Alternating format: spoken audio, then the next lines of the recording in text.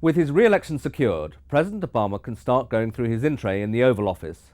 He'll find plenty of pressing problems to concern him. At home, there's the risk that deadlock over the US budget will destabilise the economy. And there's a whole raft of international problems. As James Blitz, the FT's diplomatic correspondent, explains, problems in the Middle East, in particular Syria and Iran, are likely to preoccupy the president and his team in the coming months. People know where President Obama stands on the big international issues of the day.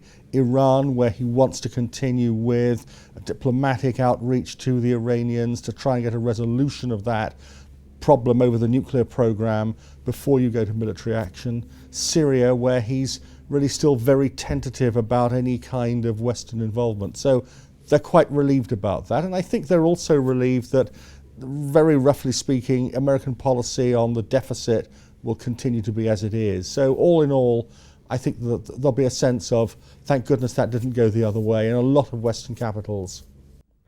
President Obama also has a war to wind down.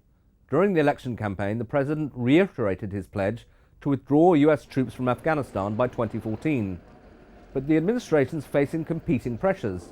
American and Allied troops continue to be killed on a regular basis, sometimes by the very Afghan forces who are meant to take over security duties over the coming year. And there's a deep background worry that sticking to the 2014 timetable could leave Afghanistan in an unstable and dangerous state, and vulnerable to a takeover by a resurgent Taliban. That would be a humiliating and desperate return after a decade-long NATO campaign. Opinion polls suggested that had the US election been held in Europe, President Obama would have won in a landslide, and he's still very popular on this side of the Atlantic. David Cameron in the UK, President Hollande in France, and Germany's Angela Merkel moved very swiftly to congratulate Mr. Obama on his re-election.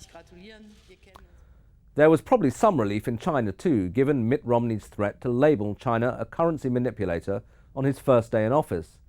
But the Chinese have also been concerned by President Obama's recent policies, in particular the so-called pivot to Asia, which many Chinese leaders see as a tacit effort to block China's rise, a point made by Professor Willy of the Chinese University of Hong Kong. They have been very nervous about Obama's pivot to Asia policy, the fact that the US is, so to speak, coming back to Asia, and that Washington might be exacerbating its anti-China containment policy together with countries such as Japan, the Philippines, and Vietnam, Australia, India, and so forth. So that's why Beijing, I think, would be spending more resources on developing, particularly its Navy. It is rumored to be building at least 2 to 3 aircraft carriers, nuclear submarines, and so forth. And it's certainly putting out all the stops to try to prevent Washington from succeeding in encircling China. After the US presidential election, it's now China's turn to go through a leadership transition.